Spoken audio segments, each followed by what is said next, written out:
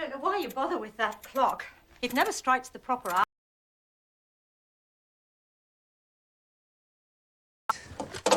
What's on the docket for this afternoon? You're free. The Langston case has been postponed. They can't seem to find the defendant. Should I try and shift some appointments? Fill up the day? No. I'm going to go home early this afternoon. You haven't gone home early since...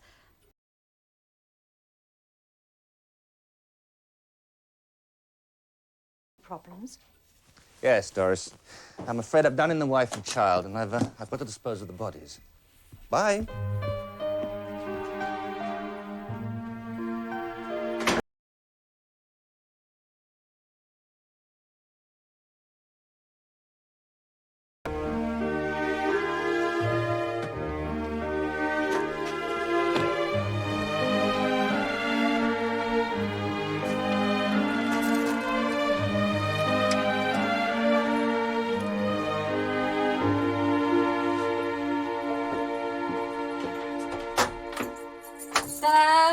My dear paradise is one key that opens everything. Hello. Doris phoned to say you were on your way. She's certain we're having problems, and no amount of reassurance could persuade her otherwise. So eventually, I had to tell her that I was having it off with a satellite installer. Well, as long as you get us a good picture on Channel 5, I can forgive anything. Hello. Hello. So have you been to the house, or are you on your way there? No fooling you, is there?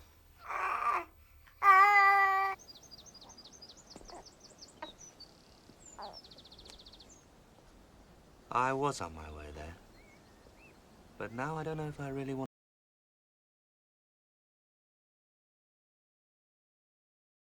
You want to, Tom? Hmm?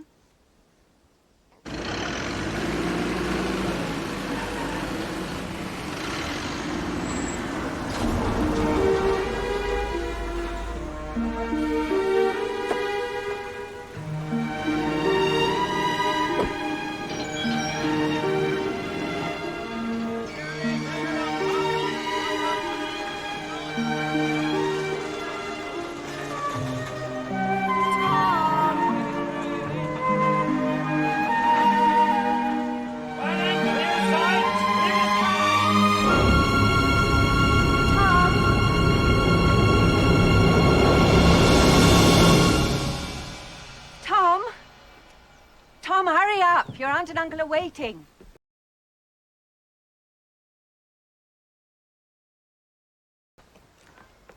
You're to mind Aunt Gwen and Uncle Alan. Do everything they say.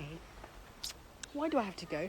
Peter and I had plans for the summer holiday. Oh, we've explained all this to you, Tom. Peter's very ill. You don't want to have the measles, too, do you? We'll take good care of him, Alice. Yes, we're glad to help. It'll be good practice for when we have our own.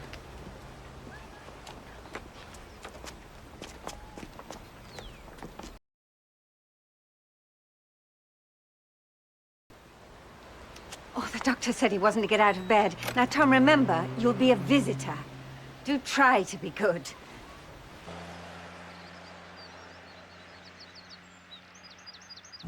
We can climb the cathedral tower one day if you like, Tom. Could we climb it now? Not while you're in quarantine for measles. We'll climb it one day. One day soon.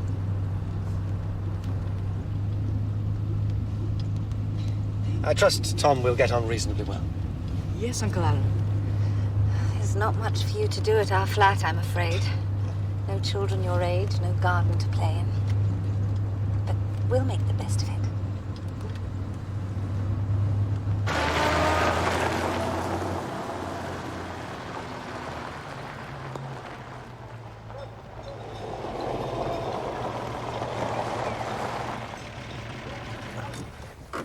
We're here, Tom.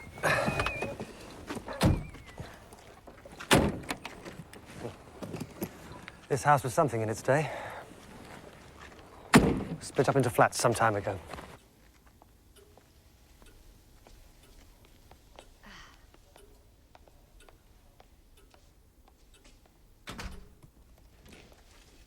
Ours is on the first floor.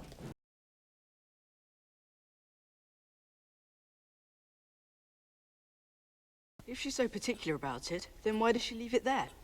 The clock's screwed to the wall. My sister's eldest. There won't be any running about, will there? My nerves just can't cope with running about. He's a very quiet boy, Mrs. Willows, I assure you. No, it's not worth your while going at the back, Tom. There's no garden, just the rubbish bins. Seldom strikes the correct hour, I'm afraid. What good is the old thing, then? Well, keeps good time.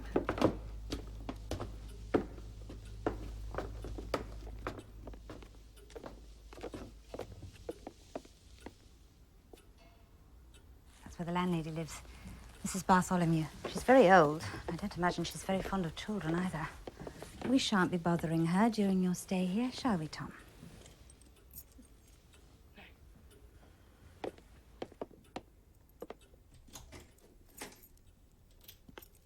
We're home.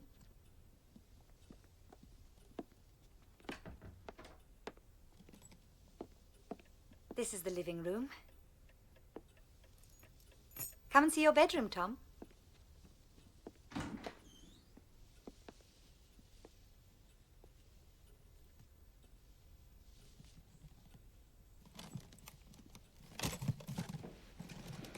This is a nursery. I'm not a baby. No, of course you're not, Tom.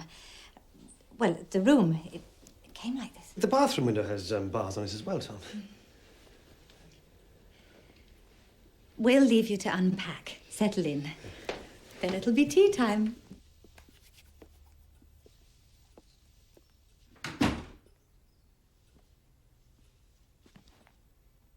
I thought you might like to ride home. Tell them you arrived safely. Thank you, Gwen.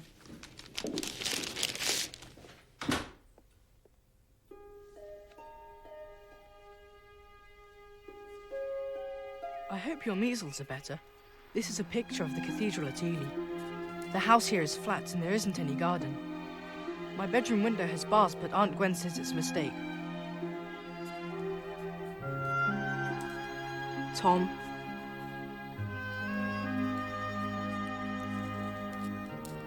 Long. You may read in bed for 10 minutes, Tom, no longer.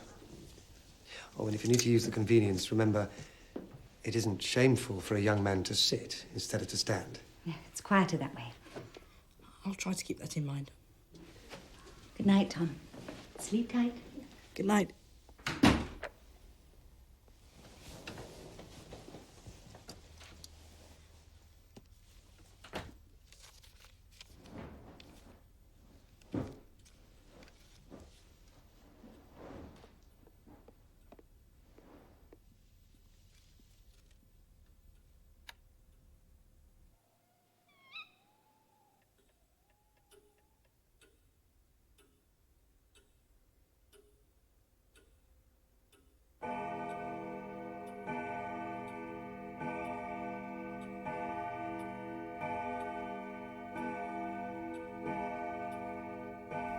Eight, 9, 10, 11, 12.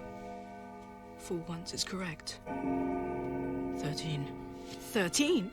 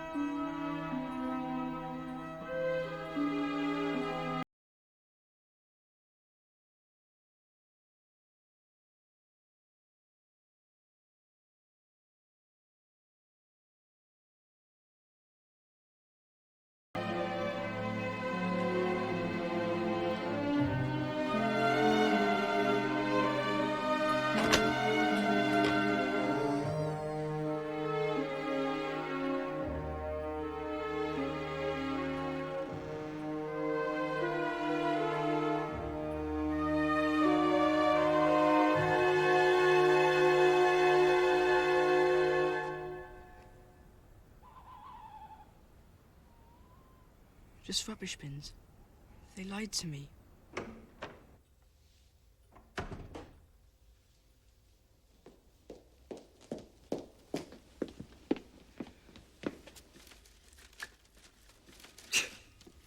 I'm very sorry.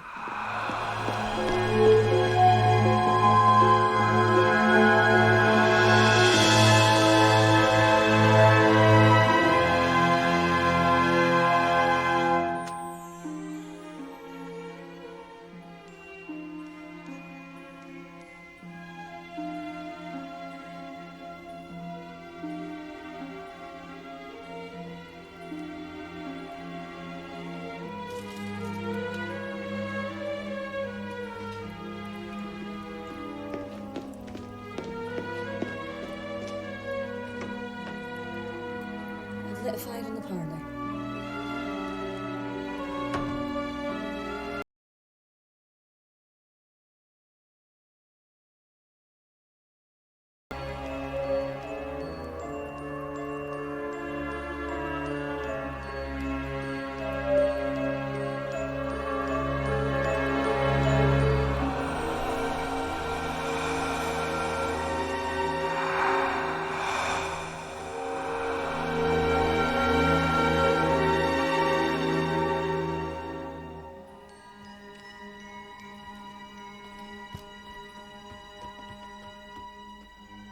I'll come back.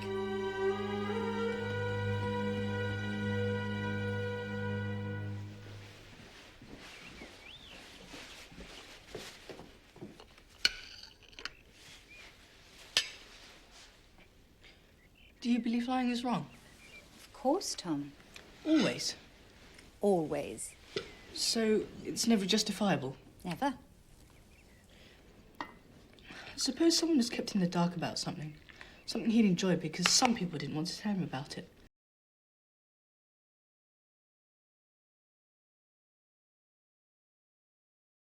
That the second people didn't want the first people to know about. First person, not first people. And let's say the thing was, A hot water bottle? no, more like a couch, say. A large outdoor couch. Oh, I'm not sure I've ever heard of that. A large outdoor couch. I don't think it really matters what the thing is, Gwen. If I understand Tom correctly, the point is that some person or persons were lying simply for their own convenience and to the harm of another person or persons. That's it exactly, Uncle Alan. I was wondering if you thought that that kind of lying might be right. I just wondered. Of all possible forms of lying, Tom, that is surely the least justifiable. Uncle Alan has a very highly developed sense of right and wrong. I'm sure you will too one day, when you're grown up.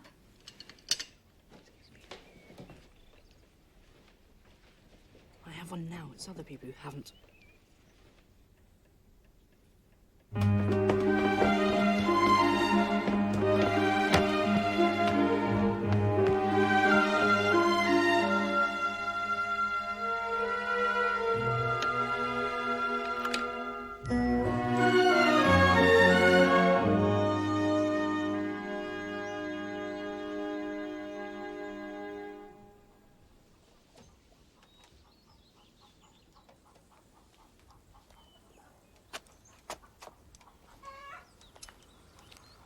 Hello? I know who you are. You're the boy.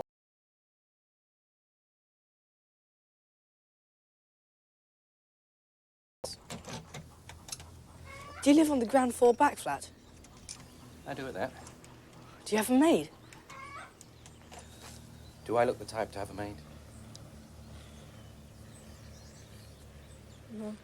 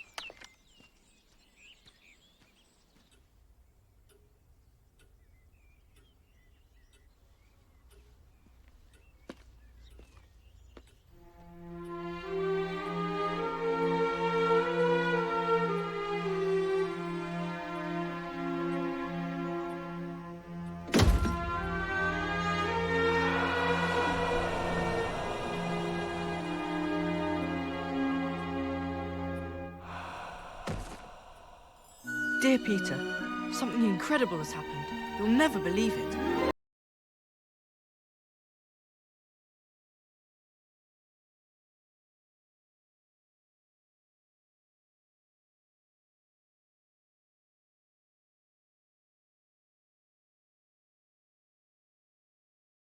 I spend hours and hours in the garden. At least, it seems like that. But when I get back, it's only a few minutes later.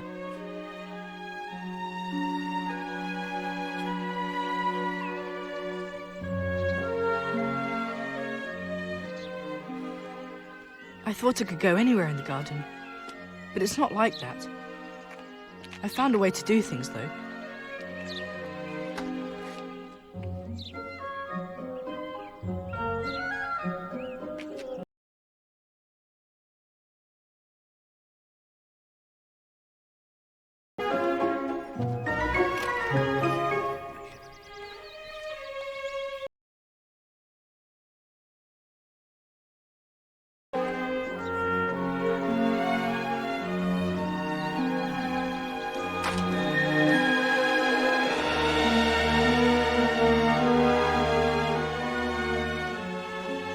I made an extraordinary discovery.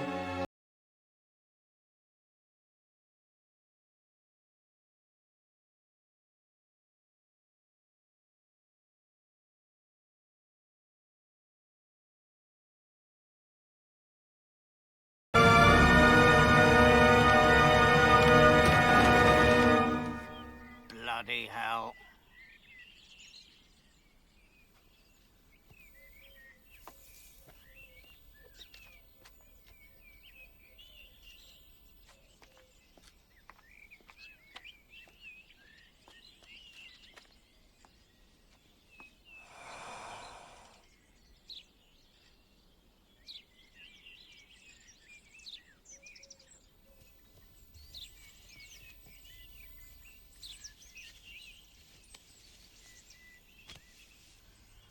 For all good things I thank the Lord.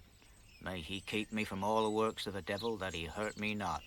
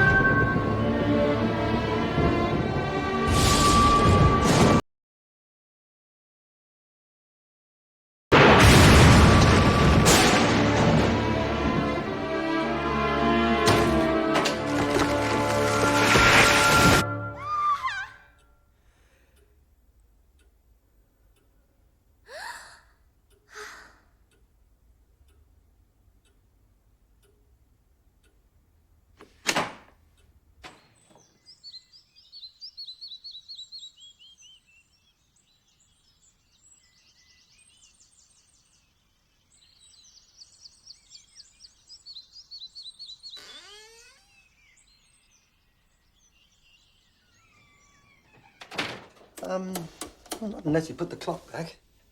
So, a tree could not be lying fallen at one time, and then standing up again, as it was before it fell. Unless you put the clock back. That's exactly correct. What clock? Oh, no particular clock, Tom. It's just a saying. It means to have the past again. No one can have that. Time isn't like that.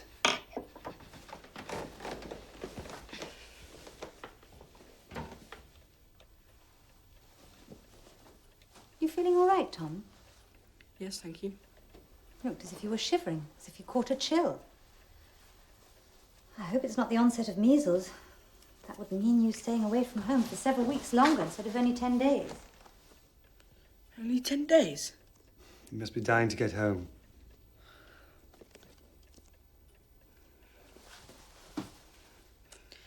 I think I do have a temperature, and that it is measles.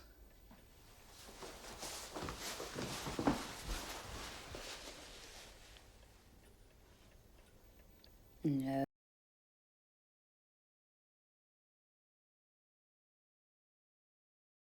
I'm sure. Home soon.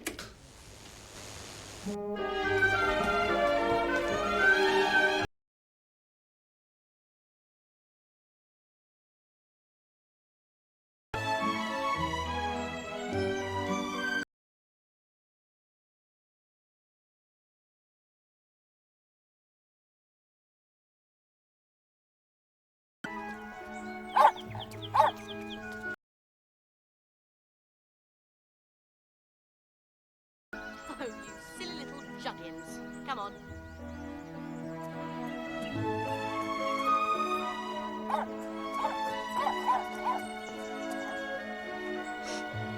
What will Aunt say? Why did you fall then? Oh, I'll think of something to tell Mother. But now I'm off with the others. You'll stop crying though.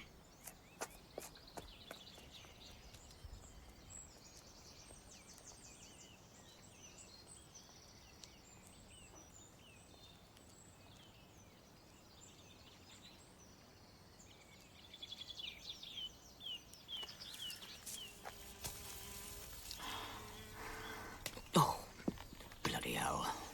Abel, have you seen my cousins? They've been playing hide and seek with you again, miss. It's the only game they ever play with me. Why don't you ask them to let you do the hiding and them the seeking for a change? If they did, they wouldn't find me easily. I can hide better than they do. I know more secret places. Do you know, Miss Hattie? I can be so quiet that nobody would even know I'm in the garden at all. Can you know? I can see everybody, and nobody can see me.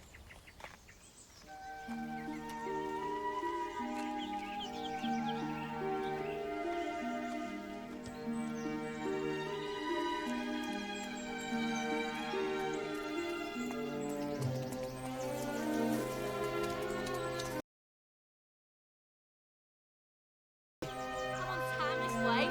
Catch up.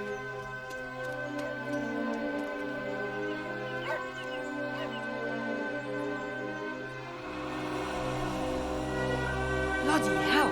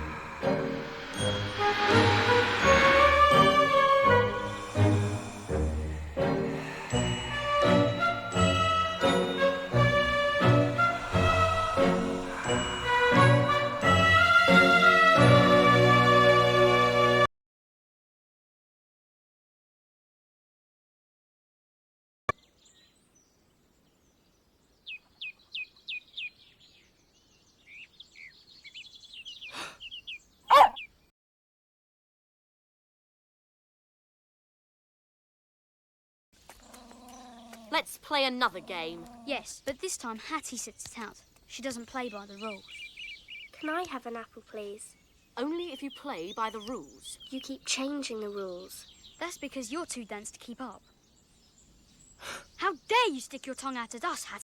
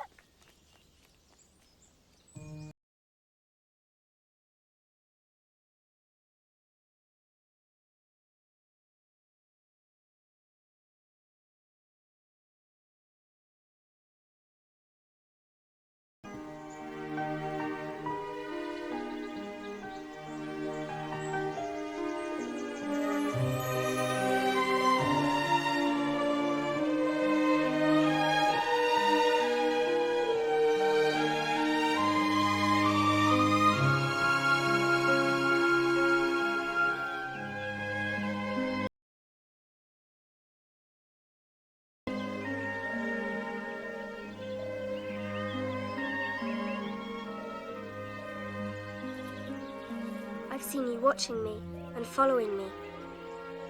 I saw you when Susan was dusting, and when you waved from the tree.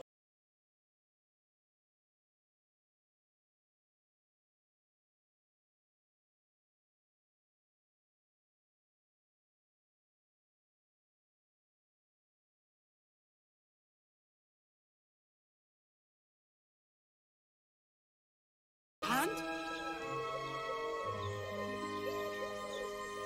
If you're a princess, then your father and mother must be king and queen. Where are they? I'm not allowed to say. I'm held a prisoner here. There's someone here who calls herself my aunt, though she isn't so. She's wicked and cruel to me. And those boys you saw, they aren't really my cousins, although I'm forced to call them that.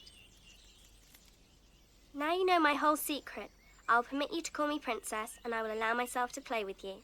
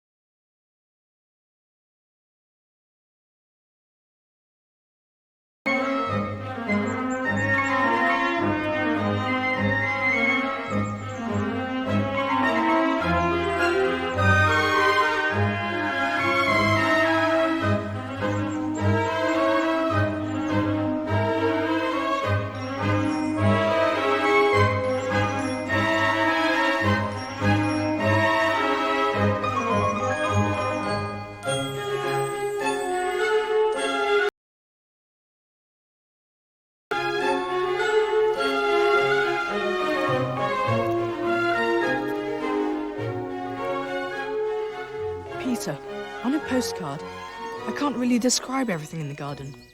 I can tell you what the garden looks like, but I can't explain what it feels like. I mean to ask Catty everything, but somehow I always forget. Did you get it? Susan always caught me, though. I always wanted to play bow and arrows, but my cousin said that I was too young. Then when I was older, they said that they were too old.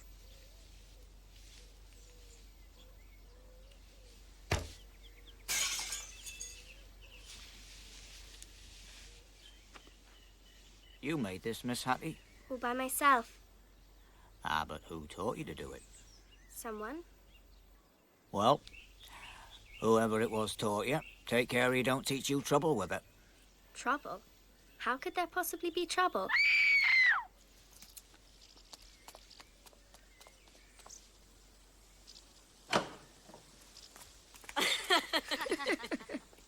I left the gate open.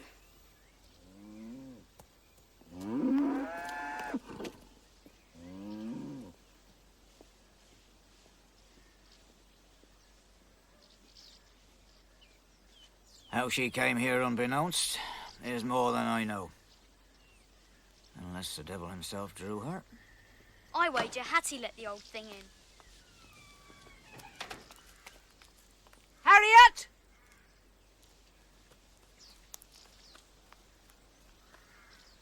Why is it there is little doubt you are to blame for this?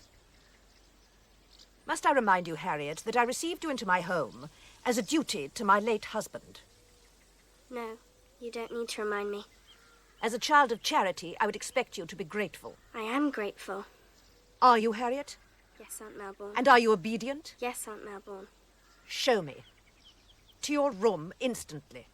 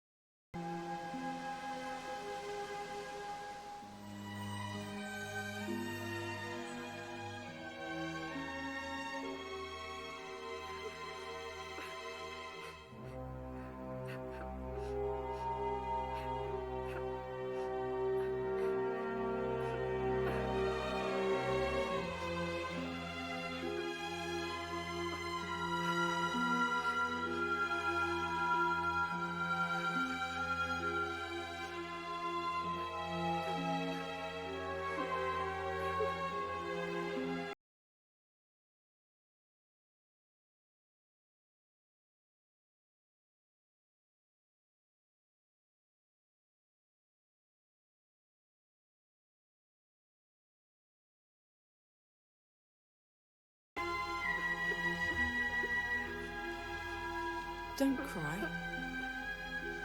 What are you crying for? For my real home. My mother. For my father. They're dead. Don't want to be here. Hattie? Please leave me alone. I just want to be left alone. Strange things happen in the garden, Peter. I've seen Hattie as a very little girl, very unhappy, crying, and it makes me sad to see it.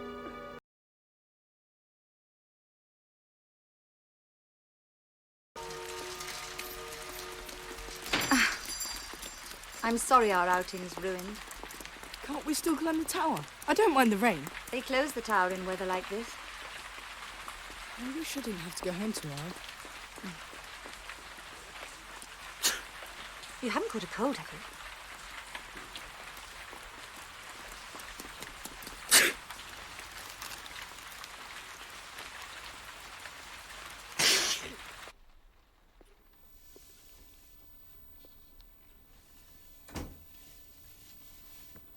Well, if he has got a cold, he certainly can't go home. Not with Peter just getting over the measles. No, you're right, of course. We'll telephone your sister and say that Tom must stay a little longer. Mm.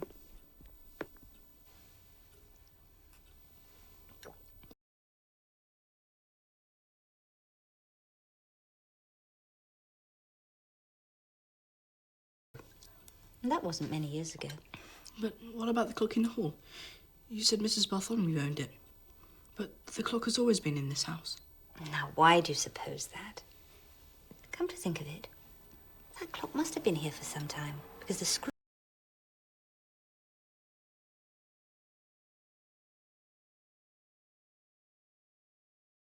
It's all very straightforward when you reason it out, isn't it? I suppose so. Now, Gwen, I'm not saying yes and I'm not saying no. But you enjoy having him here, don't you? Most of the time. It would be different if we had one of our own. It would be permanent, not just a fortnight's visit. It's such a wonderful feeling, knowing that there's another life in the room next to us.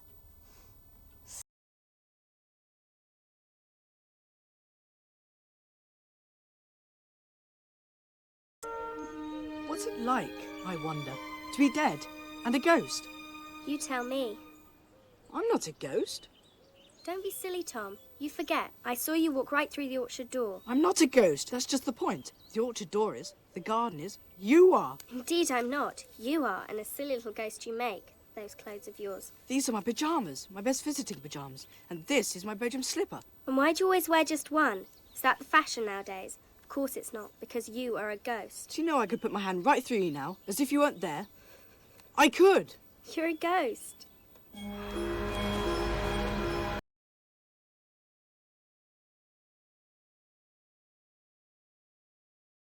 Be in their best visiting pyjamas. Do not float in the air. But I've proved it. You're dead and gone and a ghost. I'm not dead. I'm not dead. Please, Tom, I'm not dead. I'm sorry. I take it all back. You're not a ghost. You're not a ghost. Only don't cry.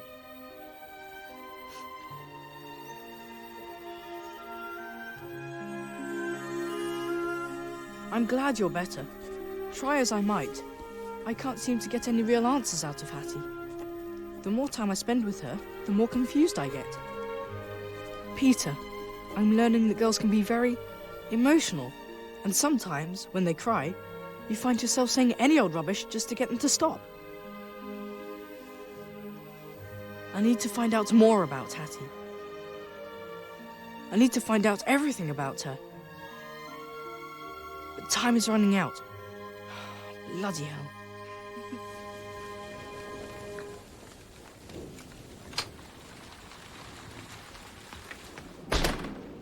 You look through the yellow one.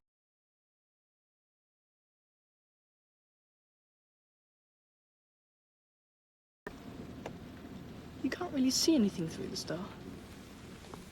Sometimes I like that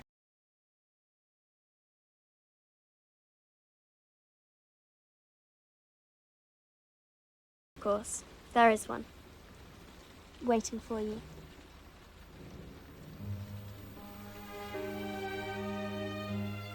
This is my favourite tree in the garden. It's the hardest one to climb. I call it Trixie. See what I've carved here? This means Hattie Melbourne has climbed this tree. Carve my name too.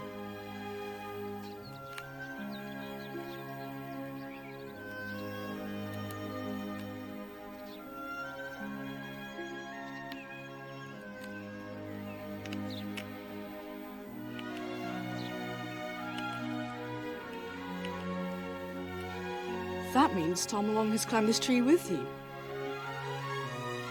You'll always be here, won't it, Tom? Always. Always and always.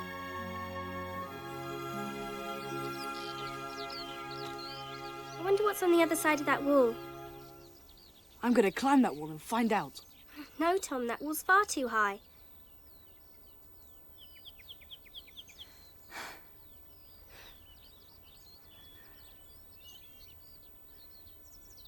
What?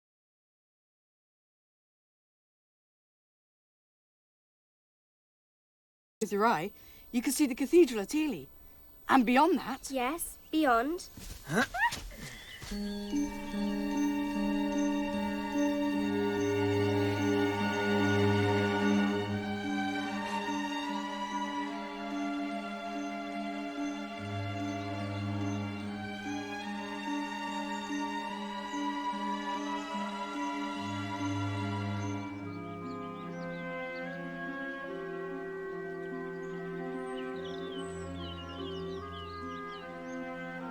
Hattie!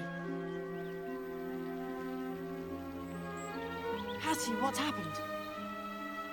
Abel made me kneel down and swear on the Bible that I would never climb the wall. So high, he says, so dangerous. Why would he think you would? He saw me looking up. Perhaps he heard me talking to you. No, your voice was too soft. And he couldn't have heard me. He couldn't have seen me. I don't...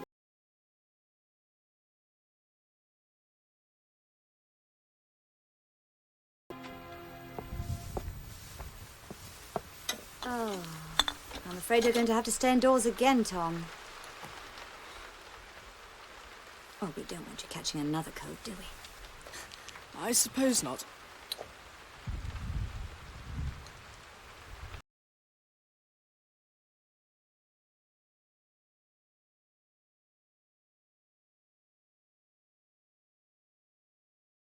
Mrs. Kitson? I thought we had an understanding. I'm sorry, I don't know what you mean, Mrs. Willers. No running about. We agreed. No running about. We weren't running about. We were just climbing the stairs. And rather quietly, I'd say. I don't mean now. I mean at night. Every night there are footsteps. Oh, and exactly at what time do you hear these footsteps? Midnight. Every night at midnight, when the clock strikes, footsteps running down the stairs, across the hall, out the back, then right away, back again. But surely you're not suggesting that Tom... Well, he's safely tucked in bed at midnight, aren't you, Tom? Yes, Aunt Gwen. You see, a boy my age needs 10 hours sleep. I know running about when I hear it.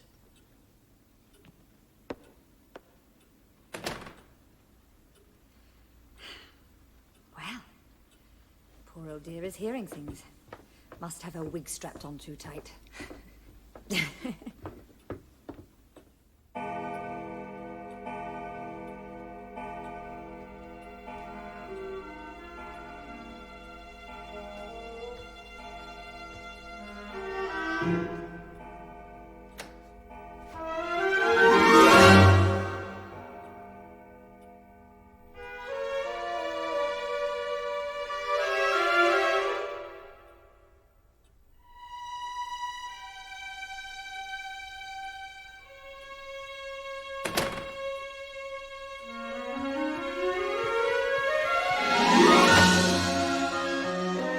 I promised Abel I wouldn't climb the wall. I didn't say anything about this tree. This is to be a proper house. It must have windows, not just accidental gaps in the walls. You expect too much. I hope I always shall. Hattie!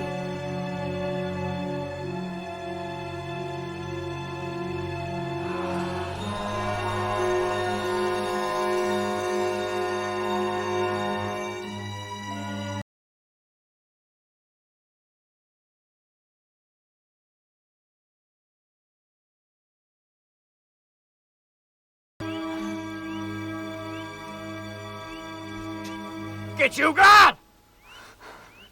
Get you back to hell where you come from.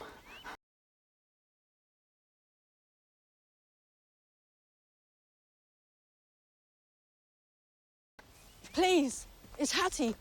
Is she alive or dead? You've tried to kill her often enough. Her that had neither a mother nor father nor home here. Nothing but her innocence against your devilry. May the Lord keep me from all the works of the devil, that he hurt me not.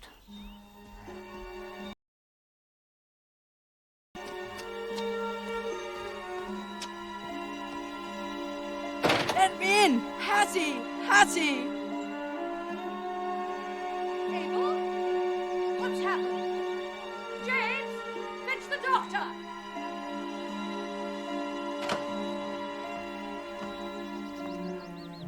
Abel, please. How is Hattie? She's not dead, is she?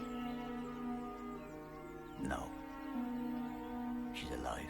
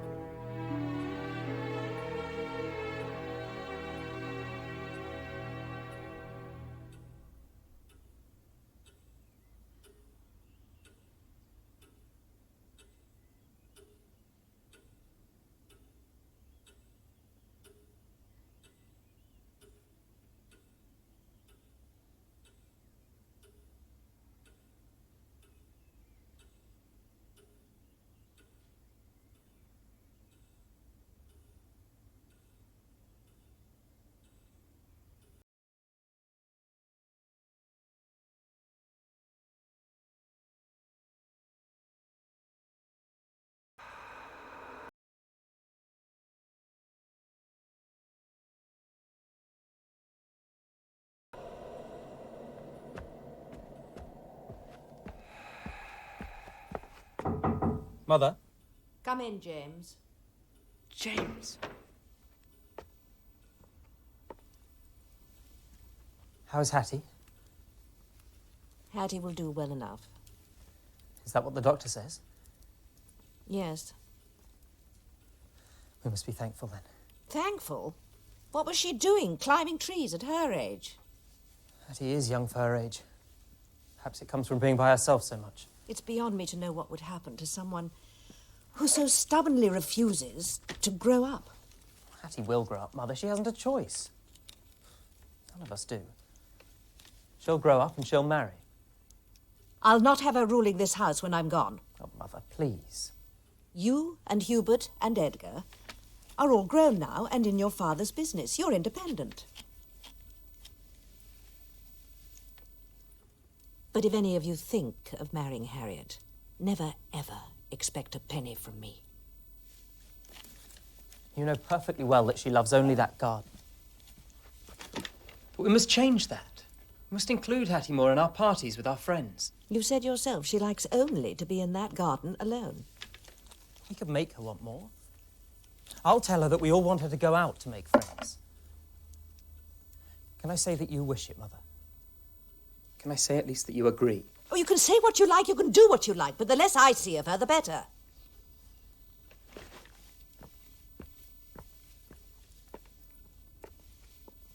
Why do you hate her so much? I hate her because it's so easy for the rest of you to love her.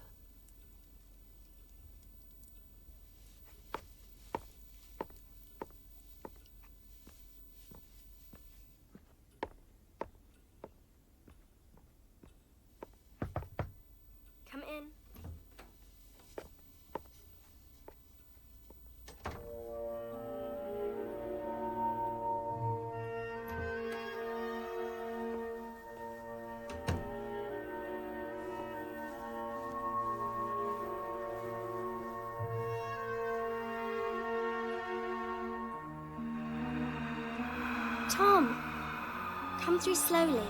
I want to see how it's done. It's a knack. I wish I could do that. How are you? Oh, I'm quite well. The doctor says the scar won't show. You had a visitor just now? Yes, Cousin James. He says I should do other things besides falling out of trees. Things without me? Oh no, Tom. You can come whenever you want to. I count on it. I depend on it.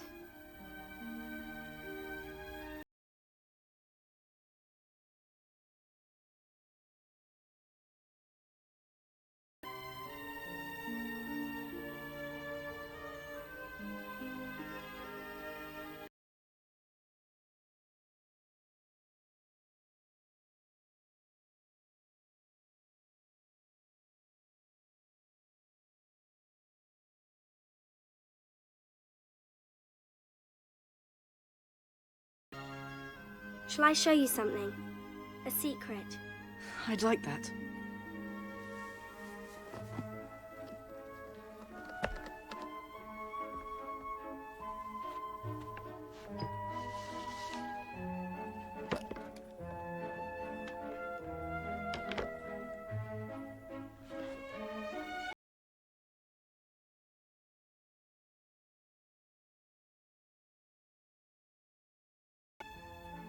You used to say they were king and queen.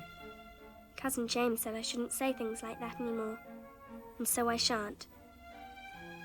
Cousin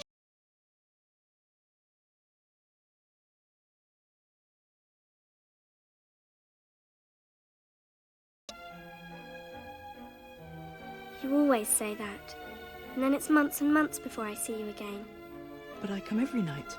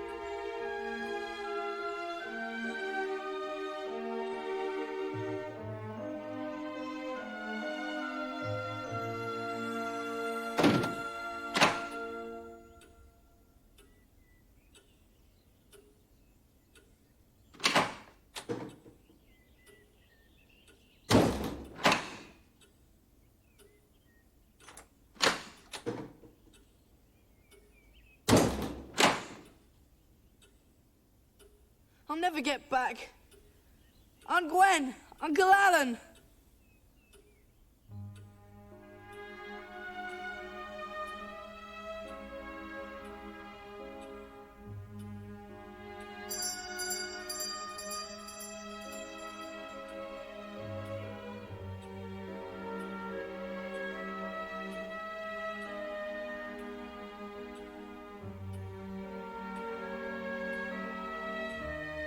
Sleep well, Miss Harty.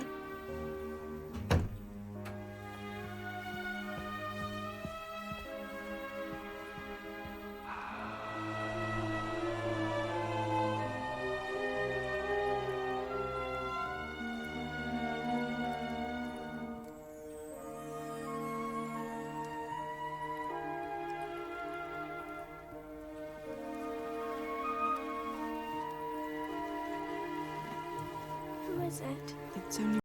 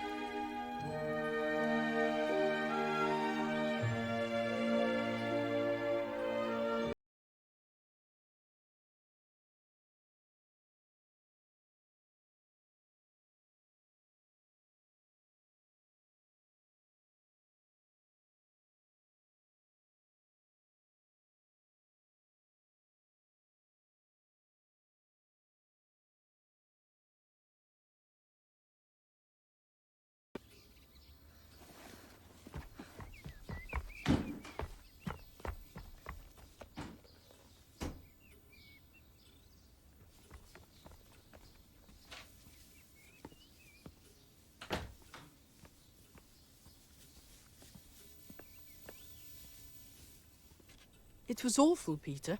I was trapped in the past with Hattie. In the end, I returned.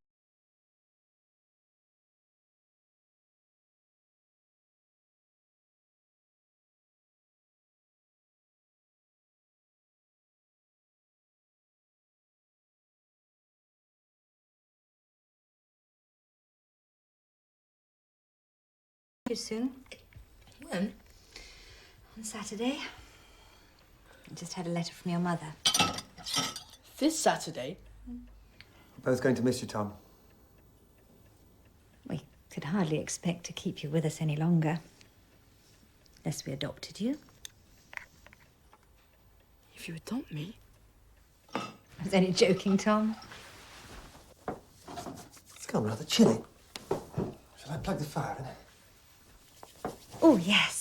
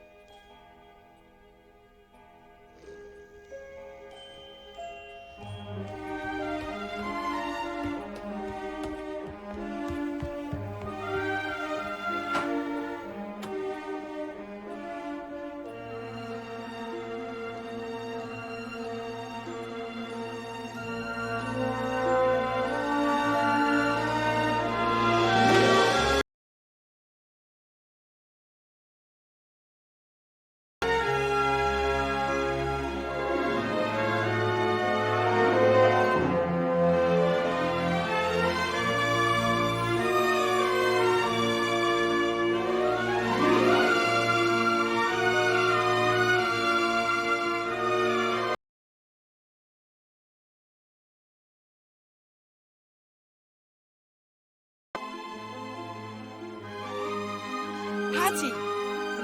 Tom!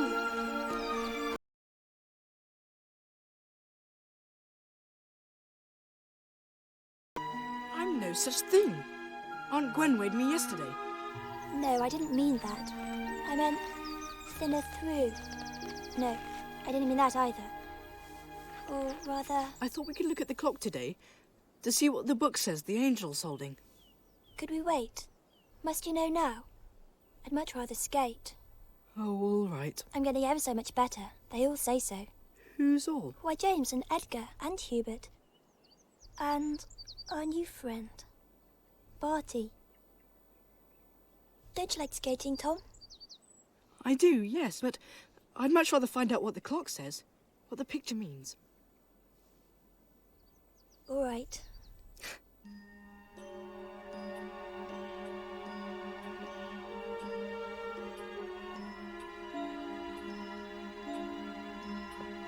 You must be very quiet. Aunt is upstairs.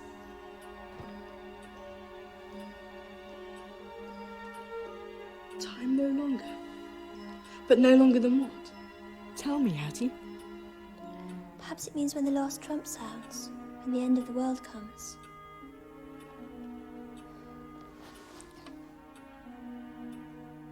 Sometimes, Tom, it doesn't do to ask so many questions. Are you coming to the pond with me, Tom, to watch me skate? No. I must think.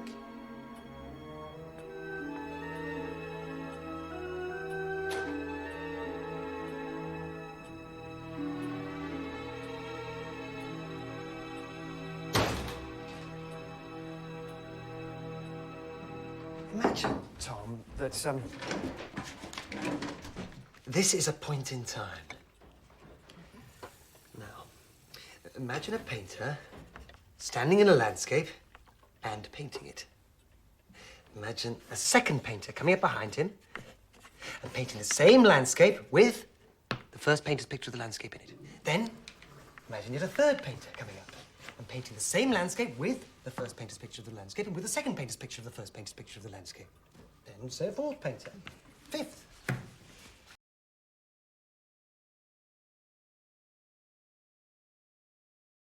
Well, let's look at it another way.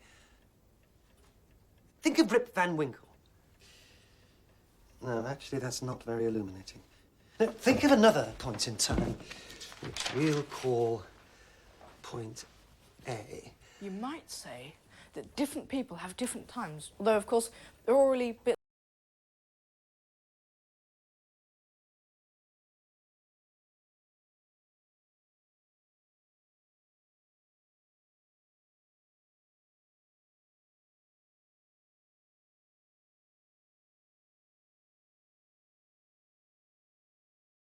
Whichever way it is, she'd be no more a ghost in the past than I'd be a ghost from the future.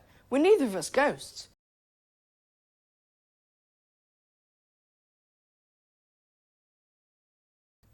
What settles what? Gardens? Ghosts? We're talking of theories here. But Uncle Alan, suppose someone really had stepped out of one time into another.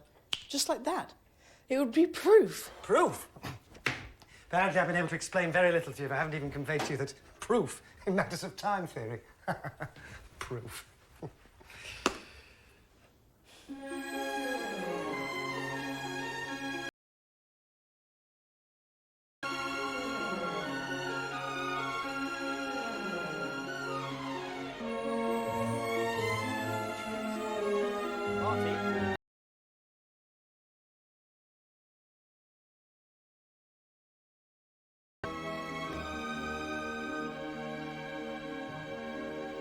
Tom, I'm so glad to see you. I miss you. Even now, in spite of the cousins being so much nicer. And Barty. And skating. Oh, Tom, skating. I feel as if I could go from here to the end of the world. I want to go far. So far. Tom, why haven't you skates? Hattie, where do you keep your skates? When you're not using them, I mean. In the boot cupboard in the hall. Will you promise me something? I can't promise anything that's wrong or dangerous. No tree climbing. No. I only want you to promise me to keep your skates in the secret place you showed me. In your bedroom wardrobe, under the floorboards. Why should I keep them there? Oh, please promise. I know it sounds silly. That place is still secret, isn't it? The only person I ever told was you. I don't understand why you want me to. But I'll keep them there. I promise. Tom! That promise means I'd have to leave the skates behind altogether if I ever went away from here.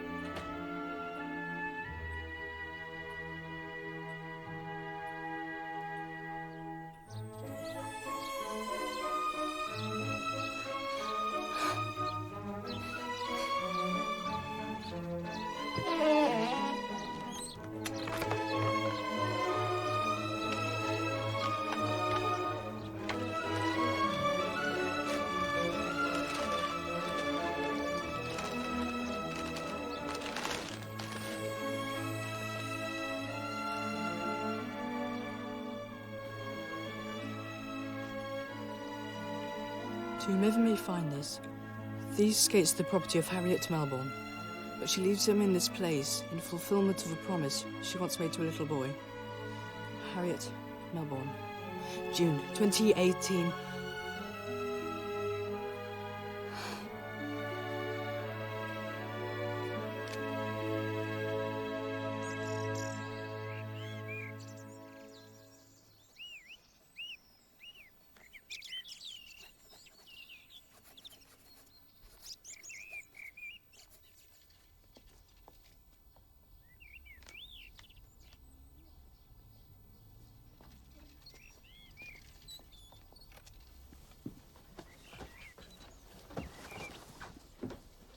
Peter, you're looking your old self again.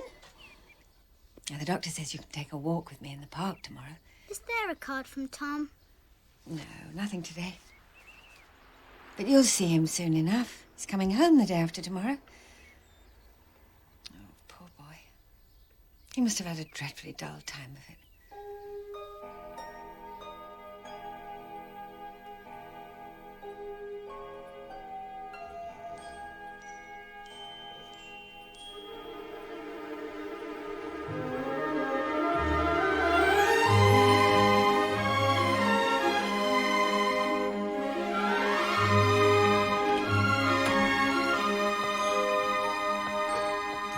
Tom?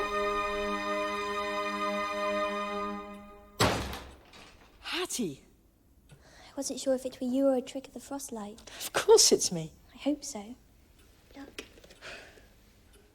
James is going to market in Castleford this morning, and I'm going with him to skate to Ely. Come with us, Tom. Without going through the garden?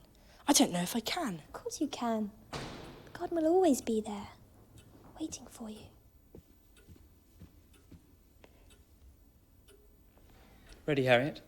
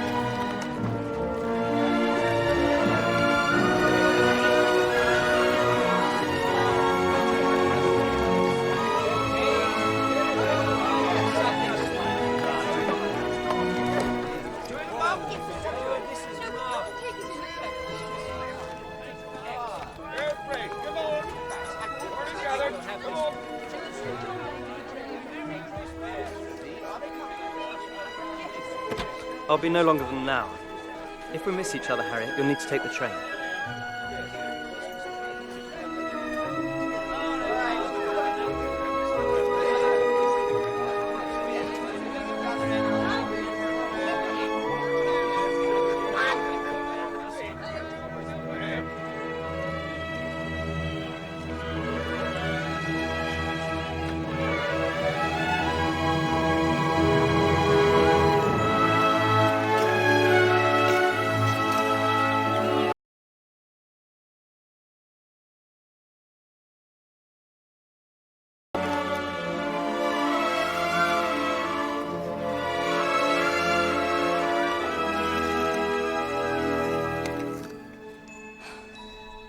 Shall we climb the tower, Tom?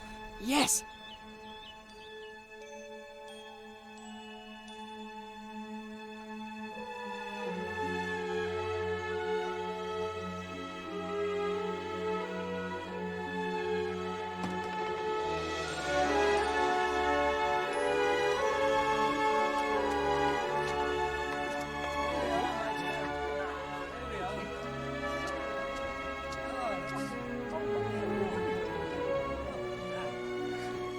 $286 steps.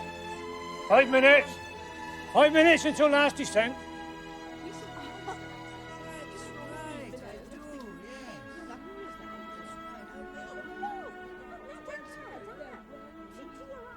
Mr. James Robinson, gentleman of the city, who exchanged time for eternity.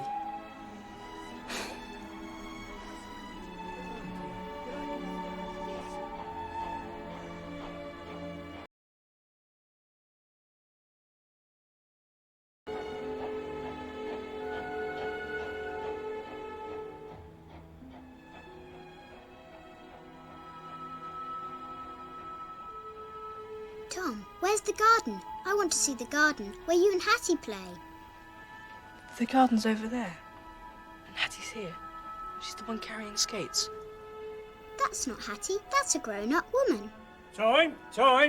Time to go down now, if you please, ladies and gentlemen. But she's grown up. How can you play with someone who's grown up? Yes, look.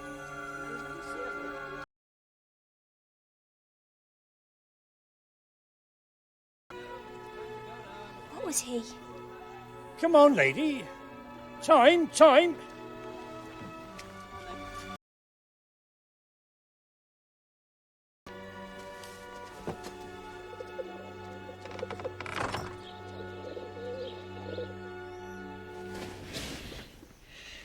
Bloody hell.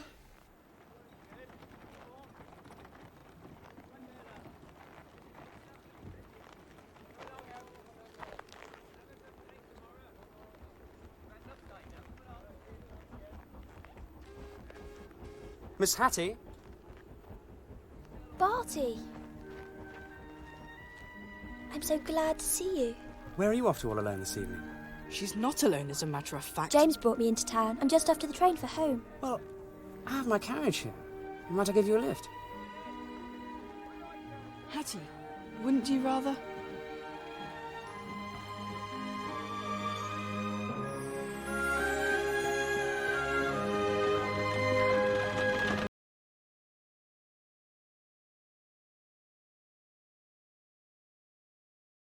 Than anything. You could go next week, if you like. To Castleford or Liverpool.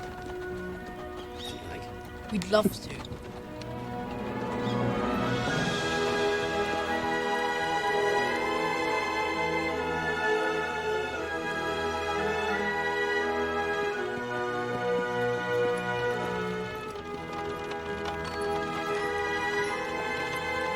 Whoa. Here we are.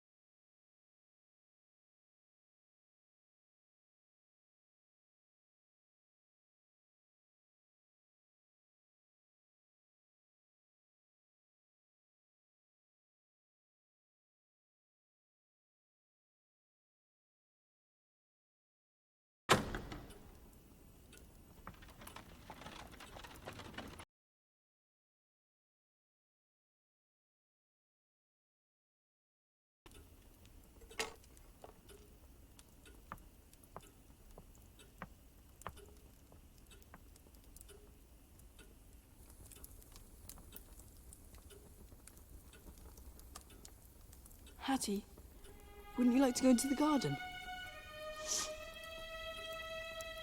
Hattie, don't you see me? Don't you hear me? Please don't walk through me. Hattie, please don't walk through me.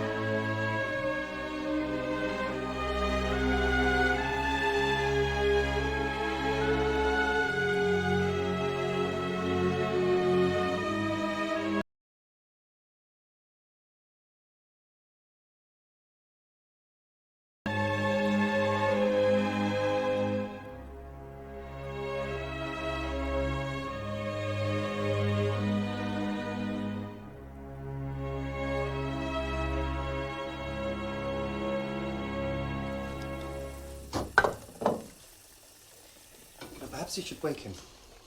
Yes. A boy his age needs 10 hours sleep, not 12.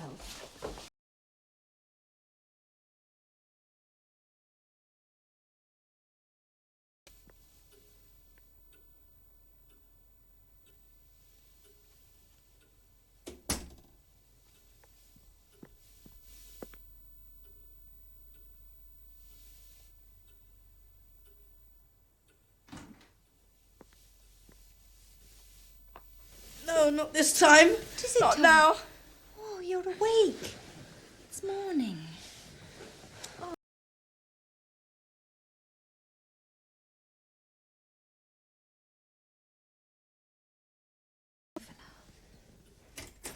Alan. It's time for Tom's sake that he went home. He's terribly strung up. Bad dreams, nightmares. I wouldn't be surprised if he's even walking in his sleep.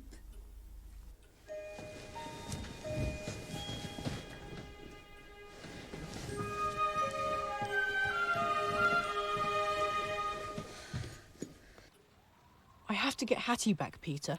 The way she was.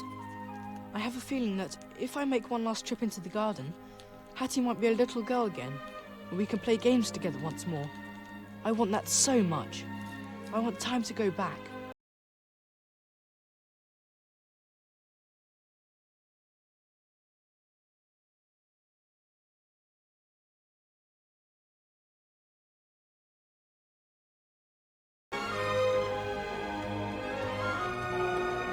I'm coming, Hattie.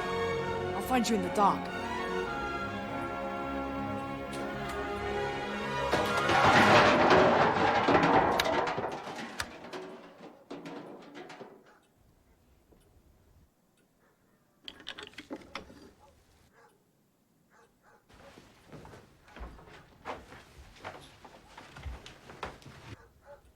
Hattie! Hattie!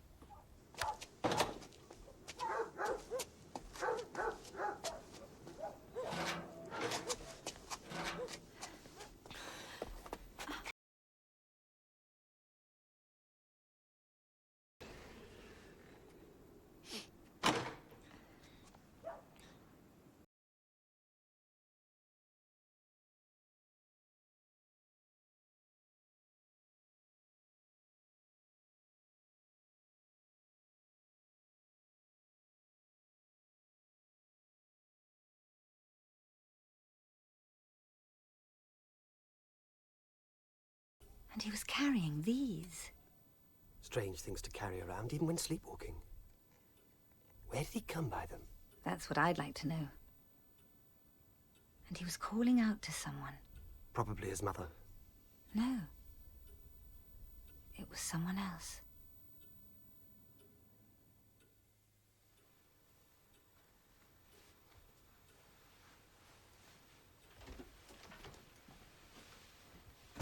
It was that old woman. Mrs. Bartholomew? Why can't she leave well enough alone? What did she want? An apology for the disturbance last night. Of course, I gave her one. I apologised profusely. But she says the boy must go up himself. That's outrageous. I wouldn't dream of sending him up there. No, I'll go. I ought to. I don't mind. I don't mind anything now.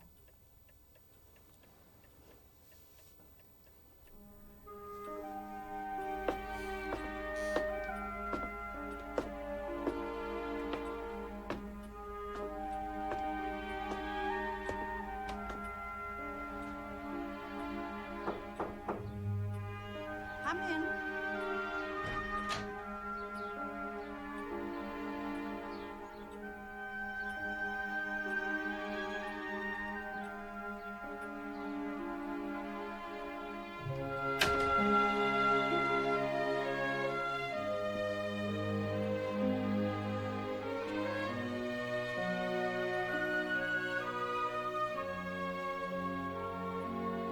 Your name is Tom, isn't it? Yes, my name is Tom. And I've come to apologise. Tom Long. I'm sorry about... You woke me in the middle of the night. I said I'm sorry.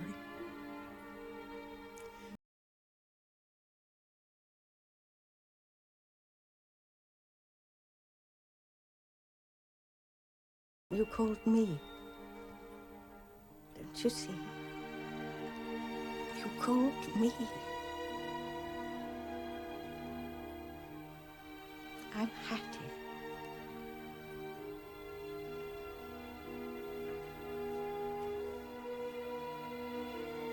It's the barometer. That's the barometer from the Melbourne's Hall. Uh-huh. And the owl. I don't understand. The garden is gone, and yet all these things are here. You say you were Hattie? Are Hattie? Yes, I was Hattie. I am Hattie. What happened after the day we skated to Ely and climbed the tower? The last time we saw each other. But that wasn't the last time we saw each other, Tom. Have you forgotten? Don't you remember?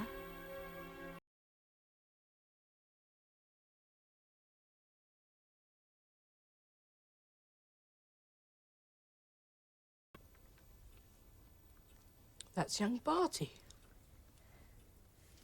His name was John Bartholomew.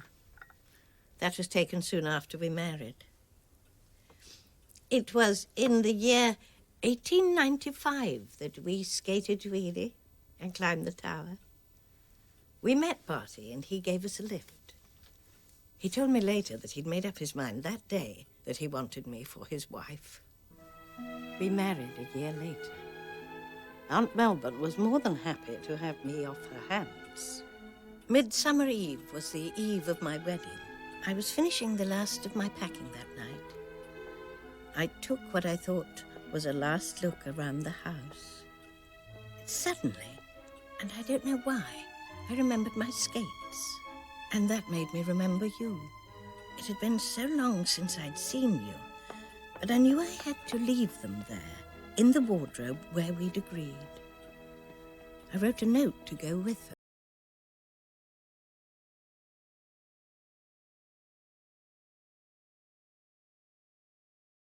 That night was very hot, and I was so excited I couldn't sleep.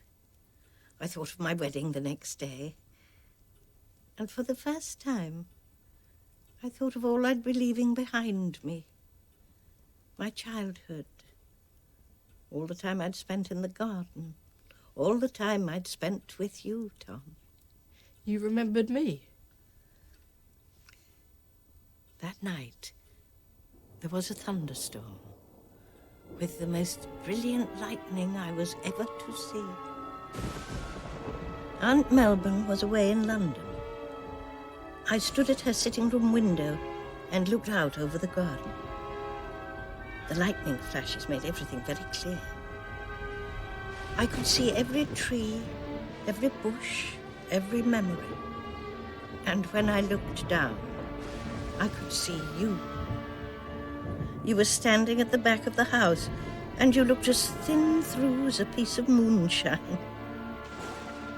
You went indoors, and that was the last I saw of you.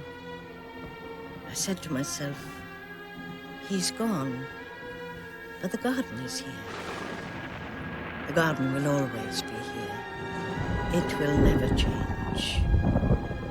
At the far end of the garden, there was a ruin.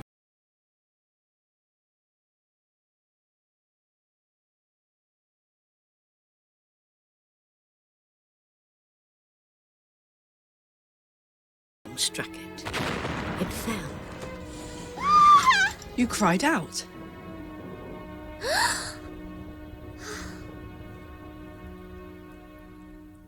It was then I realized, Tom, that of course the garden was changing all the time. Nothing stands still, except in our memory. When the house was being sold, Barty and I came over for the auction.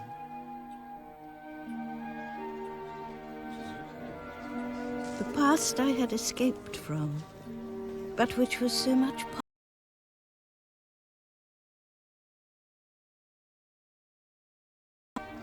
in front of the mantel, in what was one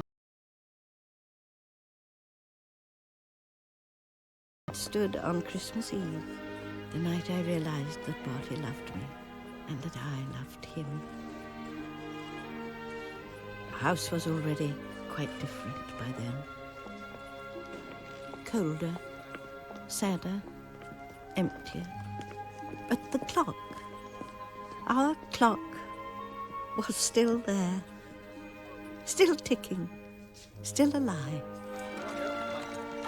Something that day, some feeling, some vestige of memory, drew me back to what was left of the garden. Somehow I knew that Trixie would survive. Barty sensed that that tree, that place, held a special meaning for me, even though I could never really explain why to him. To know that it was important to me was enough for him. Very much in love, Barty and I stood together beneath Trixie's branches as the world around us continued to change. By the end of that day, there would be just one tree still standing in what was once our garden. Trixie. It's in its very own, very much smaller garden now. I hope whoever owns it takes good care of it. Did Barty buy the clock for you? Yes. Barty bought the house and the clock. I'd always loved it, loved to hear it striking.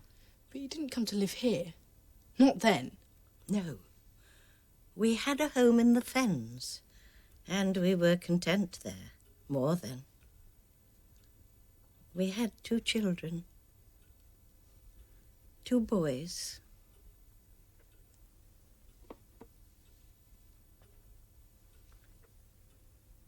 They were both killed in the Great War. The First World War, we call it now. And then many years later, Barty died. Peacefully, in my arms. I was left quite alone. And that was when I came here. And I've lived here ever since. Since you've come here, you've often gone back in time, haven't you? Back into the past. Oh, yes, Tom. When you're my age, you live in the past. You remember it.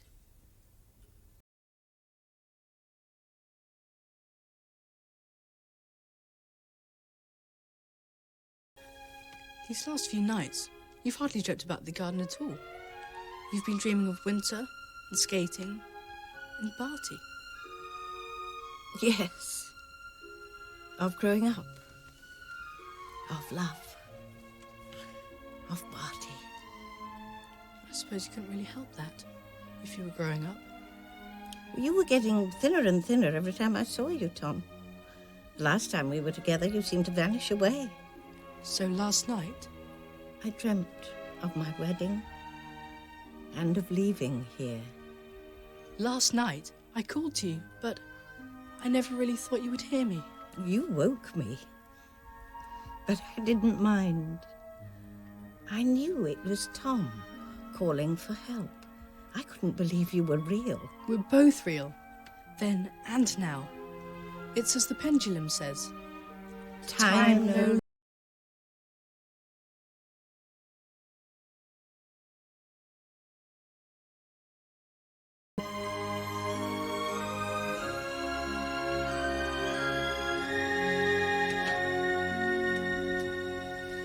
How is that brother of yours? What was his name? Peter. Peter.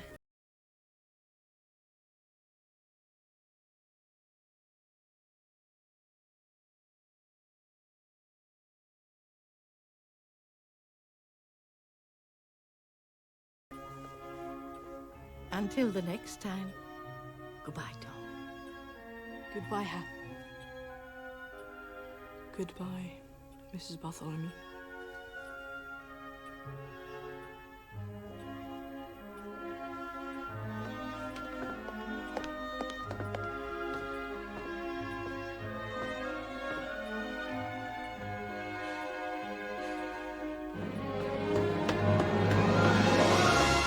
Goodbye, Hattie.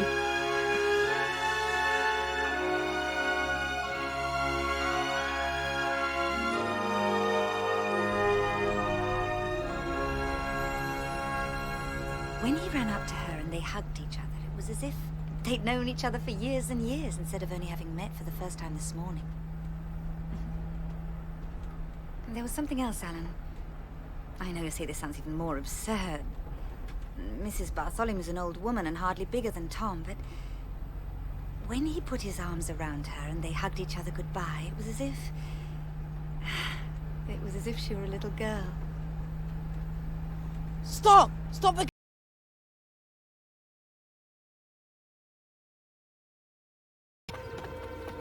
Tom, what are you doing? I'm sorry, sir, but do you have a garden? A small one, yes. Would you care to see it?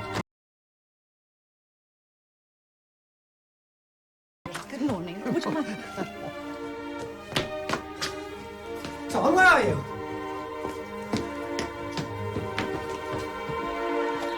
Where have you gone? Tom!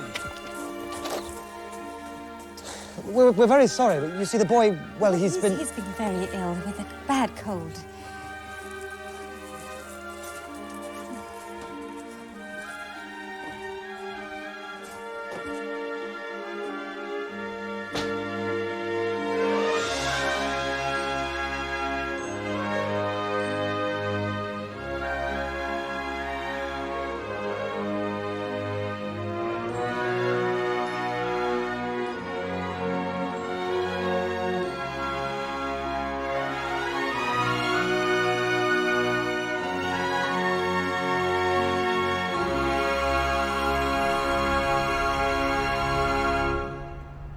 Gwen,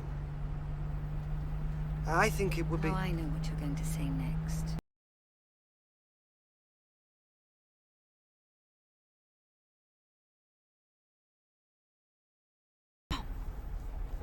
But It will be a wonderful feeling, knowing there's another life in the room next to us, sleeping peacefully.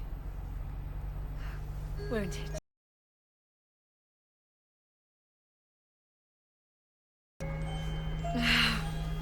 Oh.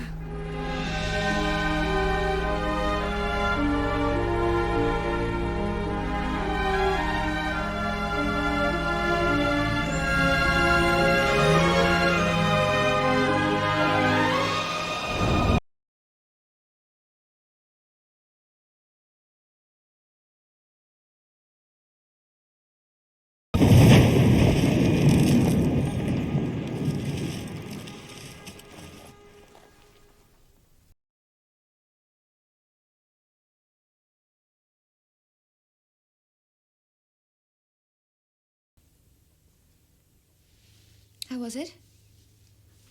Sad to see the old place go, but it really hadn't been the same since she died. Wow. You were very good to her, Tom. She loved seeing you grow up, seeing you married. I wish she could have seen young Harriet. But she saw us here. I've never seen her so happy as the day we brought her to this house.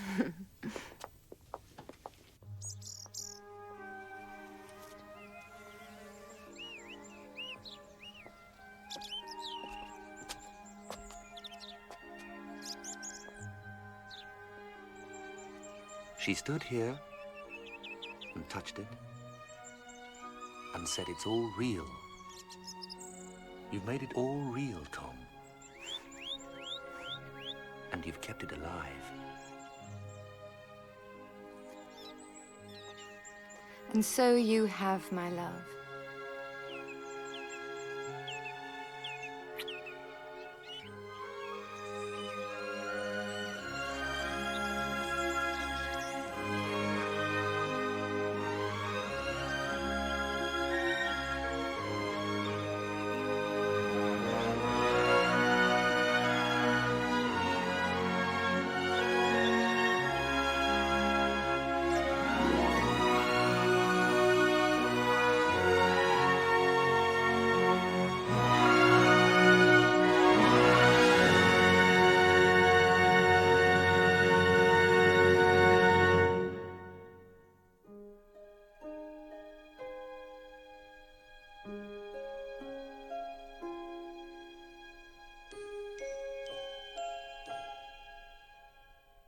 Ages ago today, I opened up a door.